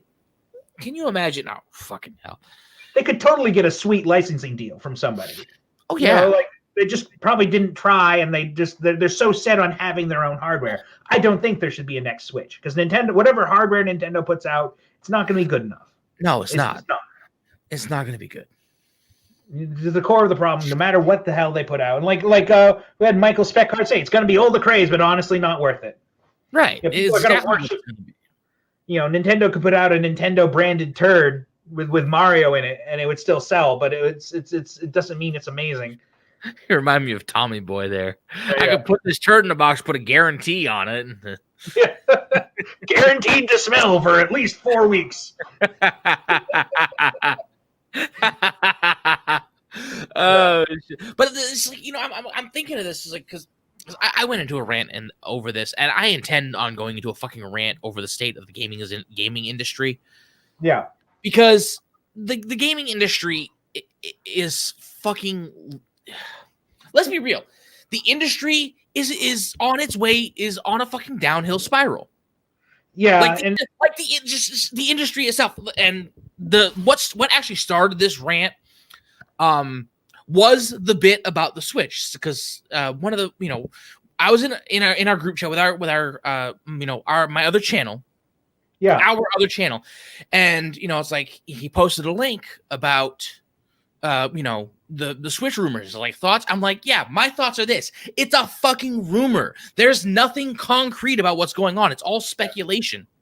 And then it just built people getting really excited about speculation too. Right. But it just built into this fucking it's literally the video game console equivalent of Christmas presents. No, you're like, oh my god, what's in this box? No, it's like Legos.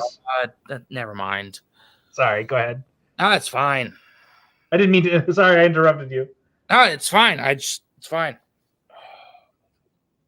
But yeah, no, I mean, no, where was the fucking state of the industry? It just led into this fucking rant, and it's like, what? It just made me think. It's like the fucking industry is going, like the industry as a whole is going to shit. It's like that was, like I said, that just was the spark to the fucking fuse that set off my anger. It's like we have games journal, we have people, supposed experts speculating on a system that doesn't even fucking exist, not even unofficially rumored to exist, no leaks of any kind. It's just expert speculation on something that doesn't exist. There's no base for the rumors.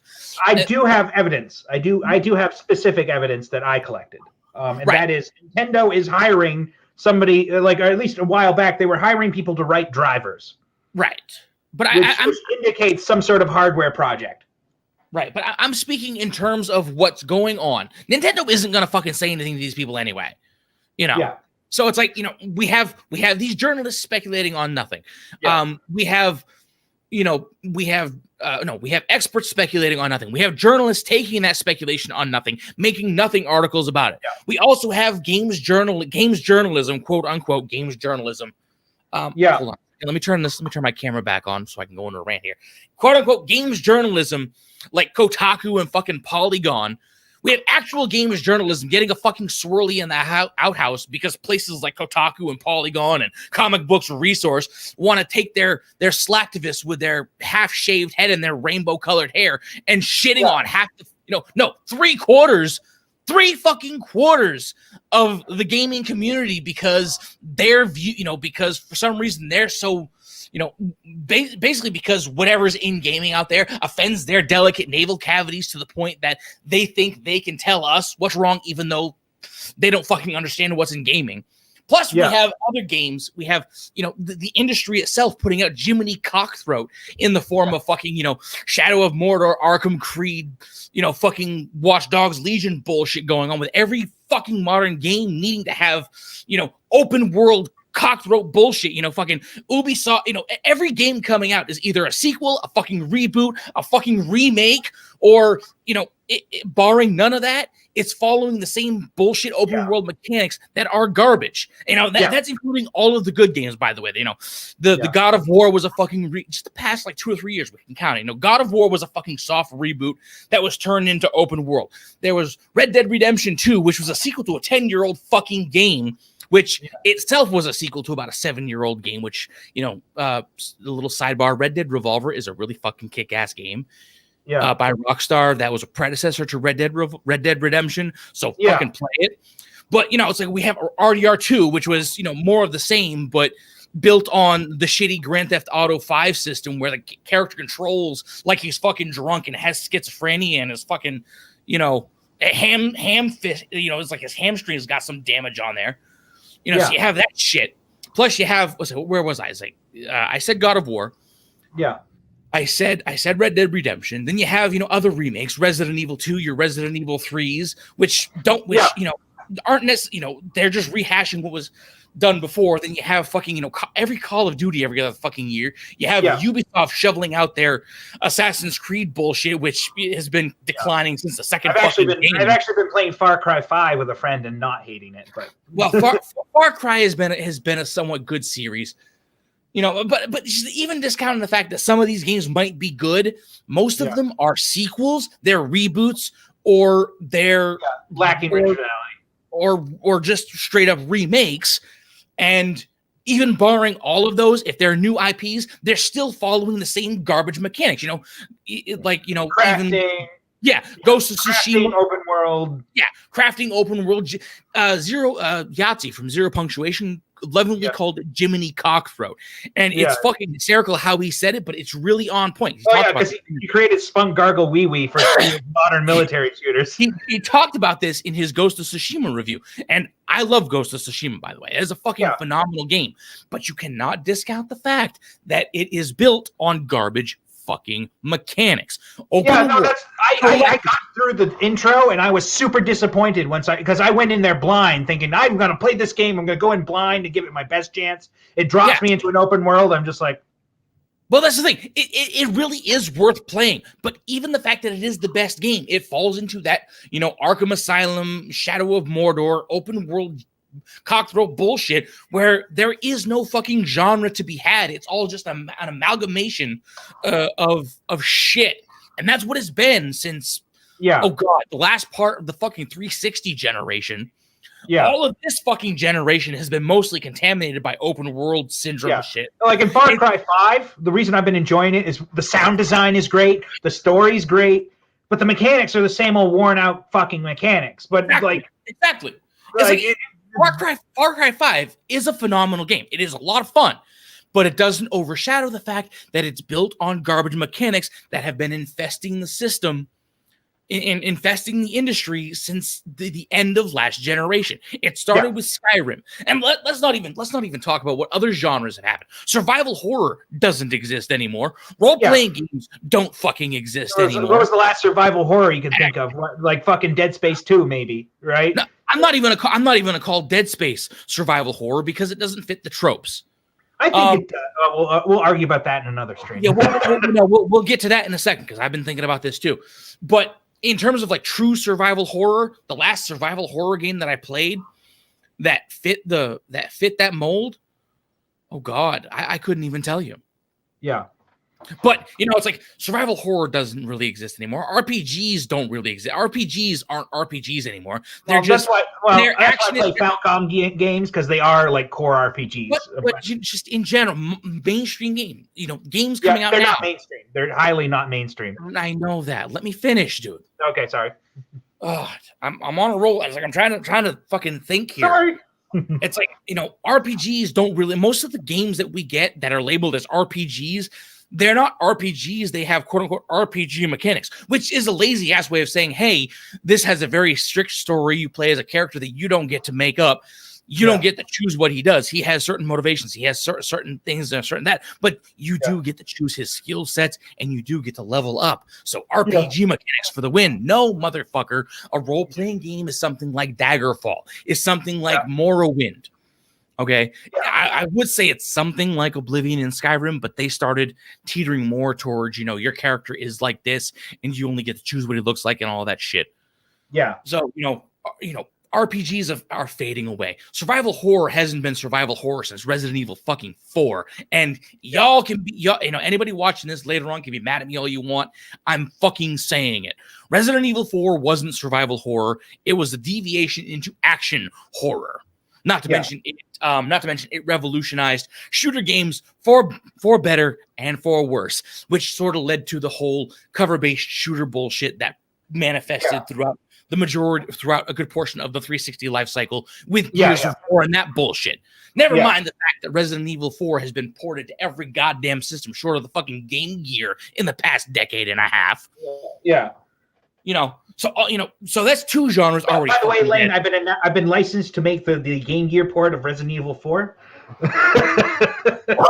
Oh my fucking Christ! I would believe that. So two genres have already gone the fucking way of the dinosaur. Platforming is fucking platforming. Nintendo has the fucking ball on that because no one else is gonna fucking touch it. Yeah. So Nintendo pretty much has the capitalization on that. Action adventure, it no longer exists either. Yeah. Because action adventure has been rolled into fucking open world. Yeah. Open world, everything. Open world shit. Jiminy Cockthroat. What other game genres are there? Real-time strategy. Real-time strategy is a PC thing mostly. Real-time strategy is essentially dead on PC because, first of all, they don't make as much money. Like, they make money, but, the crowd's smaller. Yeah. And that's all somebody needs to not make a strategy game anymore. So it's pretty much a disappearing genre. Yeah. So real-time strategies are on the way out the fucking door. Stealth games don't fucking exist. And when was the last stealth game you played? The true stealth game that you played? You want to know what mine was? What? Splinter Cell. Yeah, I was thinking Splinter Cell Chaos Theory. Metal Gear Solid. I never played anything past the first game, but yeah. Splinter Cell is amazing. I mean, I know there are plenty of games before that. Hitman, Thief, not Thief 4, but the Dark Thief, the Dark Project. But things with stealth elements got integrated into the open world genre. That's where I was going. It's like, so most of these genres don't exist. I mean, what about the adventure platformer like Tomb Raiders? Like your classic Tomb Raiders, where the object of the game. Uncharted existed for a while, but that was mostly a cover-based shooter after a while. Yeah, well, I'm not gonna touch that just yet. I'm just talking about when genres actually were separated. Yeah. What games like that? Your platforming games, your adventure games like that. Metroid sort of kept the series going for a while. Yeah. Although it did venture into. I was gonna say they haven't made a Metroid game in a while either. No, the last one they made was the remake. Oh, fucking Christ. It goes back into the same territory. It was a remake of fucking Metroid 2. Yeah. It's like even Nintendo isn't safe from this shit. Yeah. So it's like the entire fucking industry is it's like they're shitting out, they're passing so much shit out of their rectal cavity that's all just amalgamating into one big shit pile. Yeah, it's about to fucking prolapse in on itself, and nobody fucking gives a shit. Nobody cares. Yeah. It's like most of what's coming out is just some form of open world bullshit. There's no genres anymore. Stealth. It's like stealth games don't exist. You want a stealth game? Oh, there's a little bit of stealth here and there. Ghost of Tsushima has stealth. Yeah, you want to hide in the grass and stab somebody? Sure. The Last of Us Part 2 has stealth. The Last of Us Part 2 has a lot of shit in it. It's not very good. Yeah. Actually, you know what? No, there's a bit of a controvert. There's a bit of a divide there. The Last of Us 2, the gameplay, from what I've been told. Yeah. I mean, as far as I know, it's open world Jiminy Cockthroat bullshit. Yeah. But most people are praising the gameplay like, oh, the gameplay is really amazing, but the story is shit. It's open world Jiminy Cockthroat. Go fuck yourself. Yeah. It was like all of this shit. It's like it's gotten to the point where Halo now has open world mechanics in it. Like, what the fuck? The first person shooter where you're on a fucking floating ring in outer space shooting these little these fucking mutated demon goblins from an alien species all over this goddamn ring. It's just have you played Wolfenstein, the New Colossus, or Wolfenstein, the one that came out before New Colossus? No. So those games came out and they were actually fairly classic shooters, but then they came out with New Blood, and New Blood basically just took all the fucking elements from Borderlands and applied it. It's like people don't play Wolfenstein for fucking Borderlands mechanics. Go fuck yourself. Yeah, and the game failed. And that's what it's become. It's like every game is become an amalgamation of itself. There's no genres anymore. I mean, technically, open world is still a genre, but it's a shit genre, you know. And it's a genre that's easy to get wrong, and it's a genre that's abused. And the biggest goat fuck of them all, Cyberpunk 2077. This game is emblematic of what is like the shitty crown of what is wrong with the fucking gaming industry. Now let me point this out. We already know the gaming industry has cannibalized pretty much every fucking genre and put it under this colossal shit bag of open world. Every game has open world mechanics. Every game has crafting. Yeah. Every game has leveling up mechanics, has skill trees, shit like that. Every game is homogenized to be that. You know, Tomb Raider, God of War, fucking. Even RPGs that have that stuff. Shooter games like fucking Doom, they have that shit. Yeah, they fucked up Doom big time. And then the biggest fucking goat fuck you have is Cyberpunk 2077. And I'm not pulling any punches when I say this. There's a lot of people online that are saying, "Oh, I'm playing on PC and I don't have any issues," or "I'm playing on PS5 and I haven't encountered many of the issues." Like, listen, motherfucker, when a majority of the gaming community is so pissed off at the fact that this game is shit, it doesn't matter how good you are having it because you play on PC or because you play on PS5 or because let me finish here. Seriously, because you do this. When you're playing on PS5 or the PC, you're a fucking minority compared to the overall community of gamers that bought this game, that were expecting a complete fucking game. Yeah, that are angry and pissed off. You know what? And this is really a really solid fucking sticking point for me, because I know a lot of people like this, and I mean no disrespect when I say this. I love a lot of these people, but when you do not have the right to diminish the majority of these players who have these grievances, who have all of these reasons to hate this game. And justifiably so, because it's provably broken, provably shitty. A majority I'm going to have to disagree. Finish, please. Okay.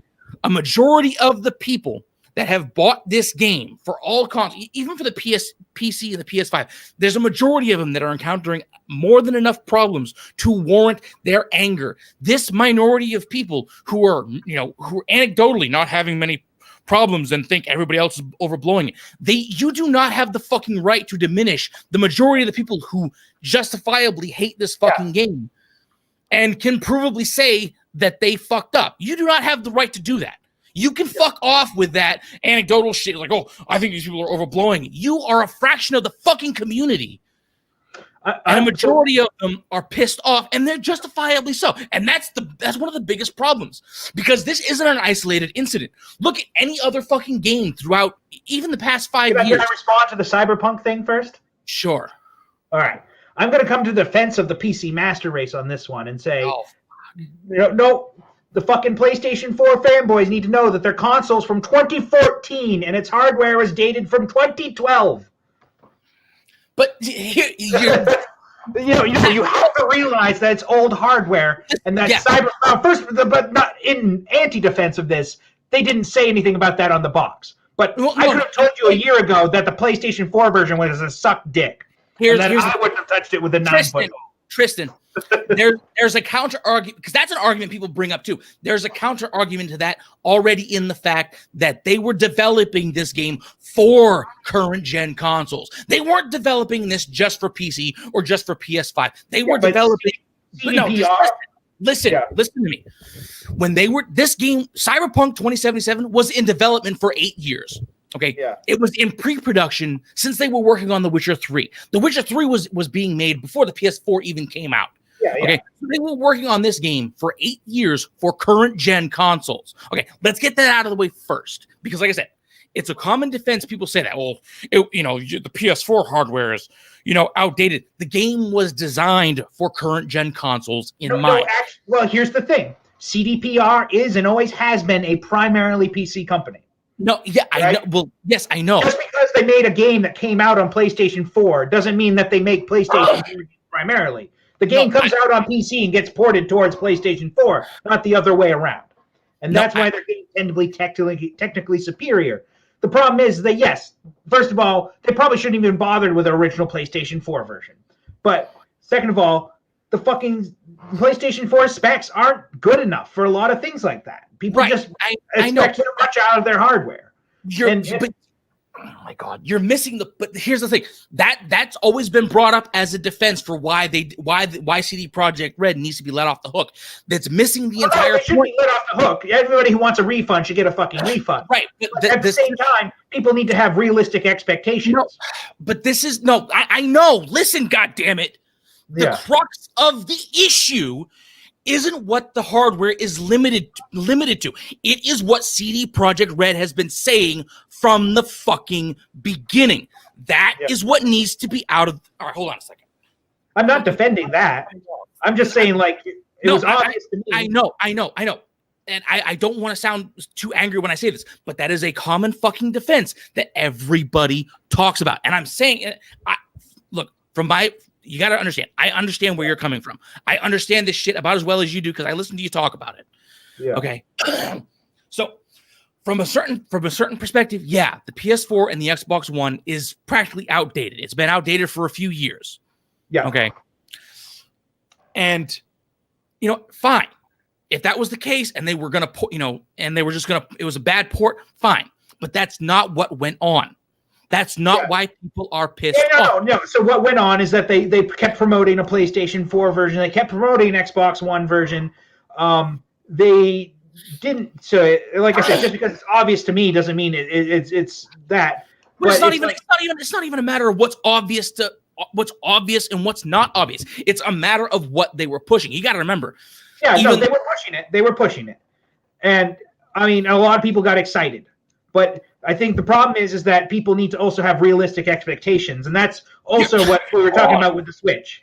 Realistic expectations are missing from the fan side of things. That's not the fucking point, though. Yeah, this is what I'm talking. This is what I'm talking about when it's pissing me off when people talk about this goddamn thing. That is a common defense from the people who are who are playing on PC, who are playing on PS5. They're speaking and understand something. They're speaking from it's like, oh well, you guys should have lower expectations. Like motherfucker, CD Projekt Red was making this game strictly for PC, the PS4, and the current gen consoles. That's what they were touting it as when they were making it. It wasn't even announced to be on next gen consoles until maybe a year ago? Yeah. Okay. The entire game, the entire time this thing was in development, it was being touted as being made to run on current gen consoles. Whether the fact that CD Projekt Red could or could not build for consoles is irrelevant because they were saying that's what it was for. Okay. No. They never said it was specifically for. They said they were going to get a port. They said they were going to get a port, is what they said. They were going either way. They said they were going to get a release for current gen console because that's what they did with The Witcher 3. They developed it for them all.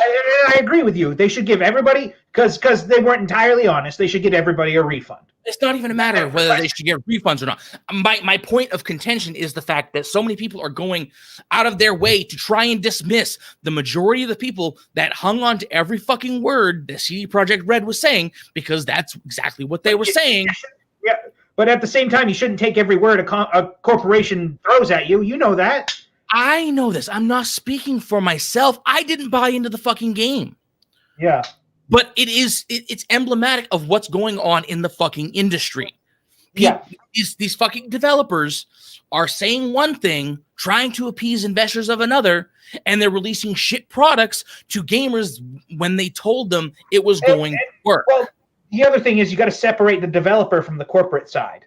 and part of the issues, they think there was a big divide. The corporate side kept pushing the PlayStation 4 version and saying, "Oh, these great things about it." The executives absolutely were.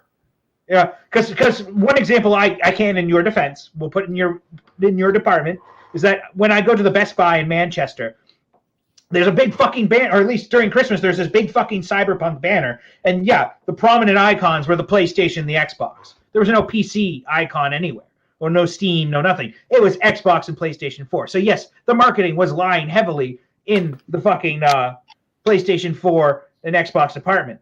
I just think that buyer beware is always applicable when it comes to ports of games that are being ported to a system. Right, but even in development, they were developing it for the systems as well. You know what I mean?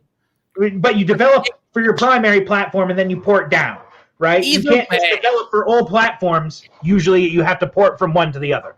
I know how it works. Yeah. I know how it works. I'm speaking from a sense of what they were saying versus what they're. I know the difference. Okay. Yeah. I know the difference between this and that, and this is what I'm saying. It's not the point of knowing the difference. It was what CD Projekt Red was saying versus what they did. That's why people are pissed off. Yeah.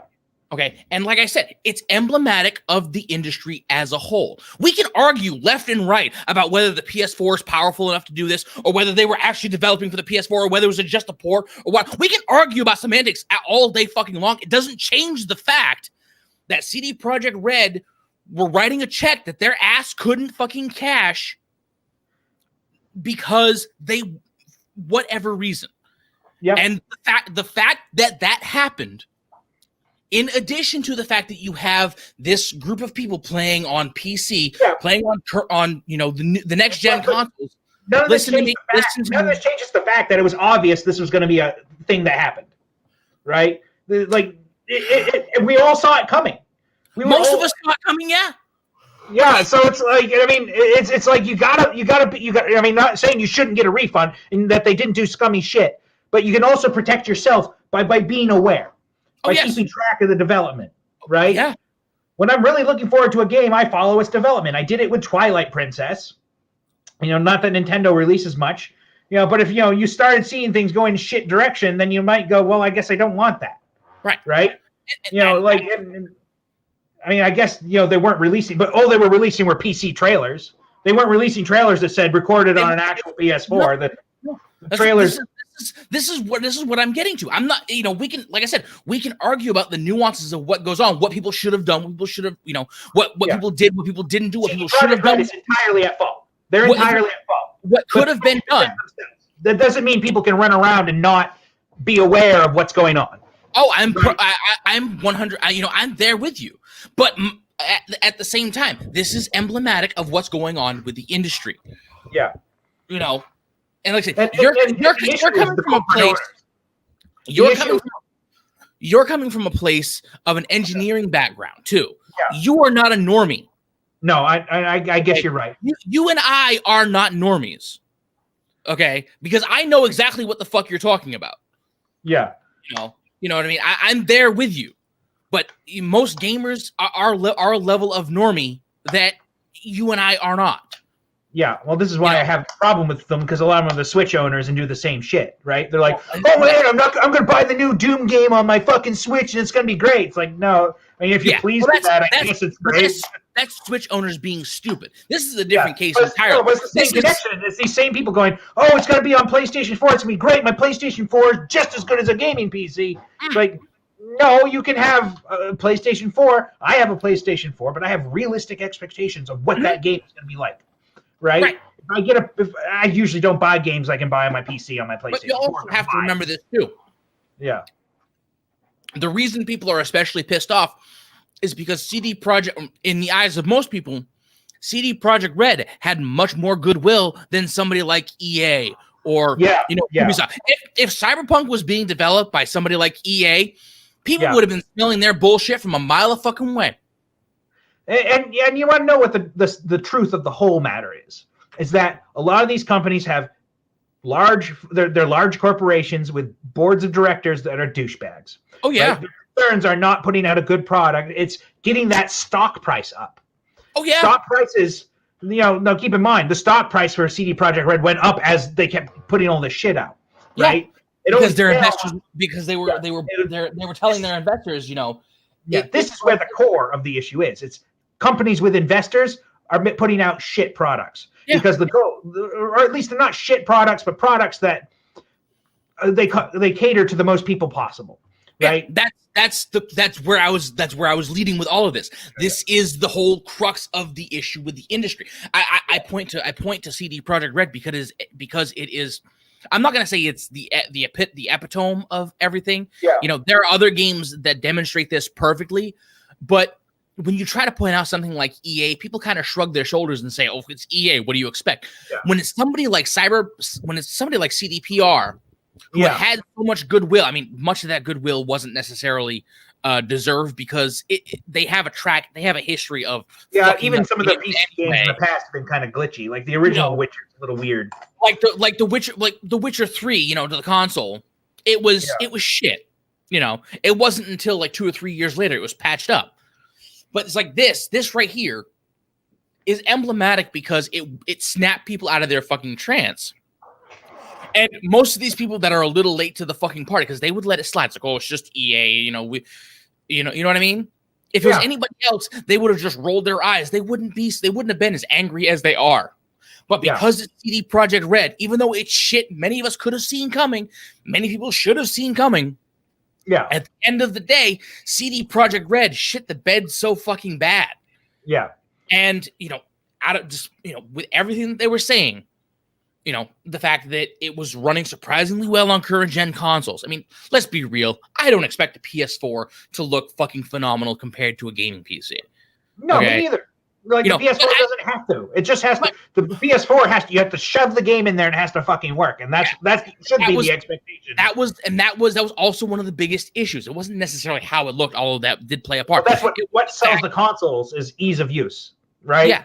And with as many people pissed off about the game-breaking bugs and the shit going on in the console ports and even the PC ports as well. It wasn't limited to just consoles that had the problems, which is why I pointed out some of those people that are playing, that didn't encounter many problems on the PC or the PS5, they're a minority compared to the majority of them that encountered problems.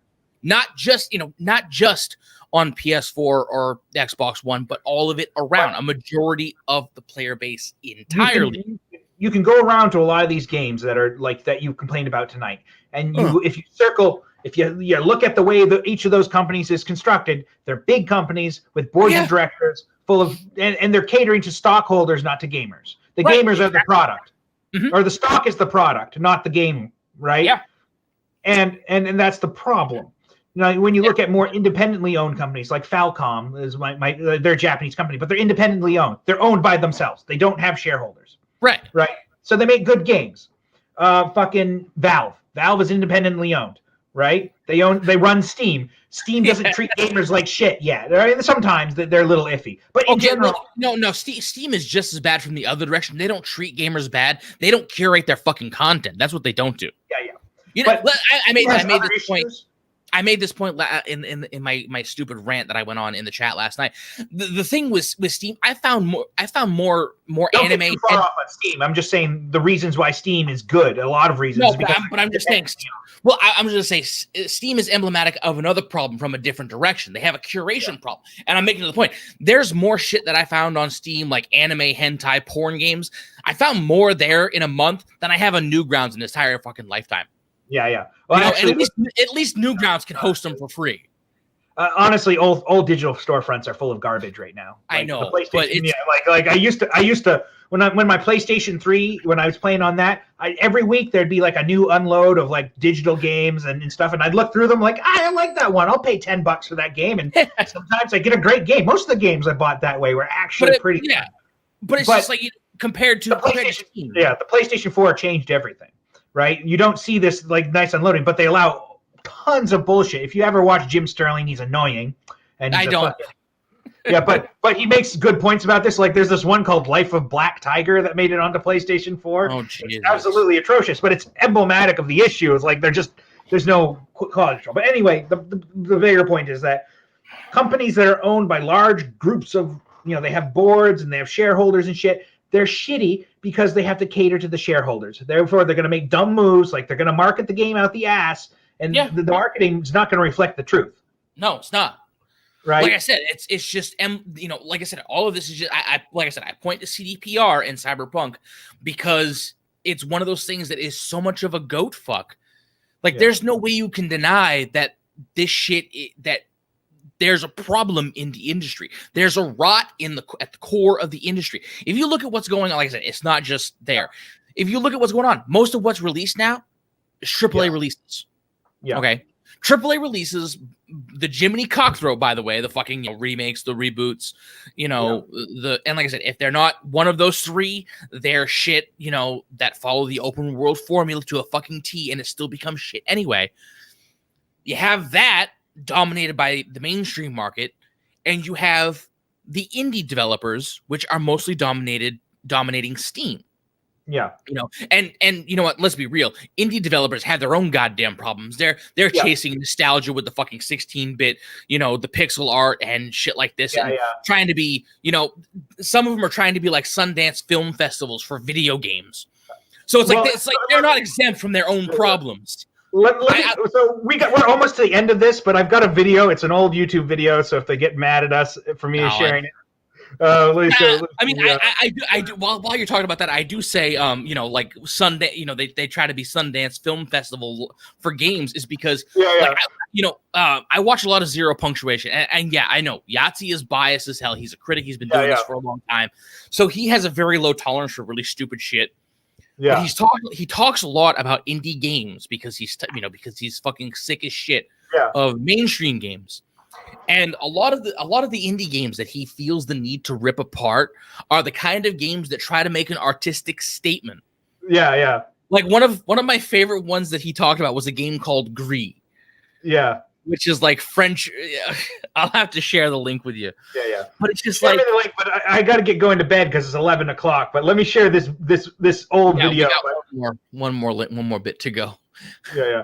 Let me share this, and I got to go to bed. But we should probably end it in a bit. Let me see what you got. But share screen, select window, Flappy. So this came out during the Flappy Bird.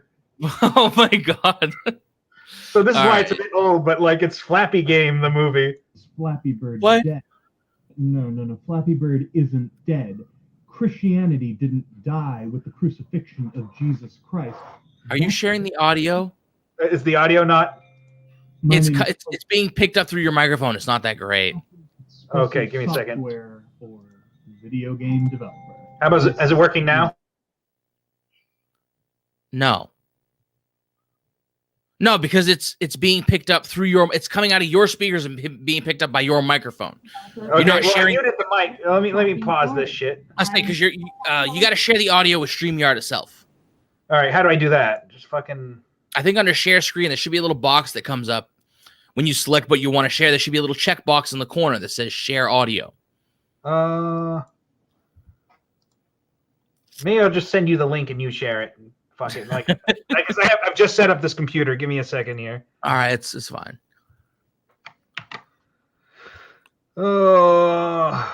It's a lot different doing this stream on a fucking Monday than it is a Saturday. Yeah. No, this is. I feel good to have gotten that rant out of my system though. Yeah.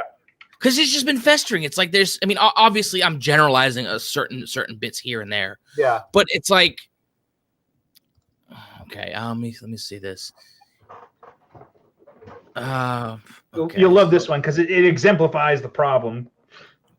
But it's an old thing, but it's just like it'll be relevant. Flappy Game the movie. Actually, hold on. I think I might have fucked that up. Let me think. Share screen, share audio. I got it. There we go. I almost made the same fucking mistake. Yeah. All right. You ready? Yeah. Oh, this is Dorkly. Yeah. Oh God. I still don't hear the audio. No, I have it muted. I always mute YouTube when we're on this. Flappy Bird dead. No. Flappy Bird isn't dead. Christianity didn't die with the crucifixion. Can you hear it? Of Jesus Christ. Yes. That's where it began. What? My name is Tulliver McKay, and I am an interactive, expressive software or video game developer. This is my project. Feathers upon the precipice of dawn. Oh my Pretty fucking Christ! I'm Joanne Dupree, and I'm the developer of the game Floppy Bard. I'm $25,000 in debt and nearly 2.5 years in development, but this is it. This is me as a game. Take it or leave it. Oh God. Hey, my game's called Floppy. It's got a big dick in it, and It's got. I'm not even Tulliver anymore. I'm just guy making Precipice. And now if I push this bug, it's like the last 5 hours of my life are basically worthless. So, no pressure. I can't deal with this shit anymore, Joanne. You gotta choose. Is it me or is it the game? It's not the game. It's Floppy Bard. It's me. It's my I soul. wanted to have a life with you. I didn't want to have Floppy Bard. whatever it is. That's it. You said it right. Floppy Bard. That got it. That sounds wrong. That sounds like it shouldn't be what it's called. That sounds fake and bad. Fuck. I'm really stressed to cover the They're all making a Floppy Bird clone. here, but I'm all in on this one. You have the one guy who's super artistic about it, the girl who's trying to be too artistic, and the other guy is just like, yeah, mine's a dick. Yeah, I don't know what that is. I don't know what thinking about in a second fart sound effect like that. Oh my God. Or I might take a nap. What's wrong? My buddy Dan is going to be here any second, and the fucking app won't open. Fuck me. What the fuck? Yeah, the big award, the ISDC. Maybe it went to somebody else, but I would have been out of jail in 2 months if I hadn't bit my arresting officer on the face repeatedly. And on the So yeah, I wasn't the first person to make a Flappy Bird game, but I was the first person to do violence to another person.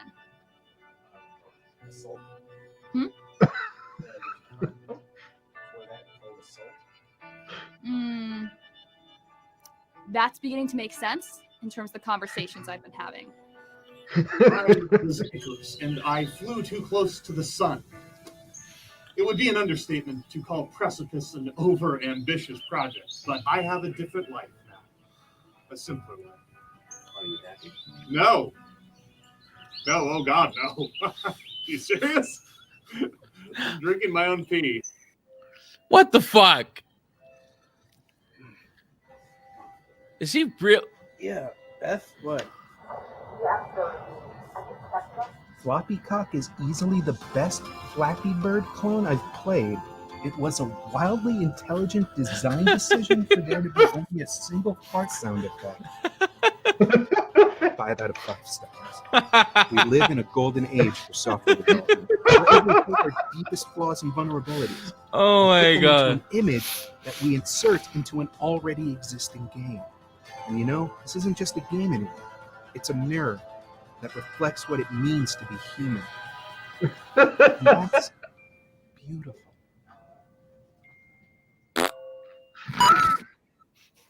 My fucking Christ.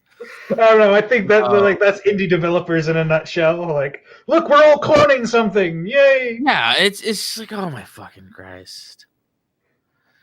All right. I suppose we should probably call that and say, yeah, it's getting on the 2-hour mark anyway. Normally I'd end at this point. Yeah. No. Yeah. I gotta get to work. Yes. So, hold on. Where is? I threw my blindfolded. Okay, you know what? Give me a second here. Get into another character. All right, so I suppose that's going to be it for the episode tonight. What we need to do is get you on a computer so we can make streams of us playing 7 Days to Die or some shit. Yeah. That'll have to be something. Yeah. But where's the food? Anyway. All right. So thank you for the one person left still watching. We appreciate it. I'm not sure what next week's episode is going to be. I haven't thought about it yet, but I'll think of it. So tune in next week for another episode. Comment your suggestions. Yeah, comment your. We're whores. We'll do anything. And that'll be that. So the like button. Just click the like button and subscribe, please. We'll catch you all later.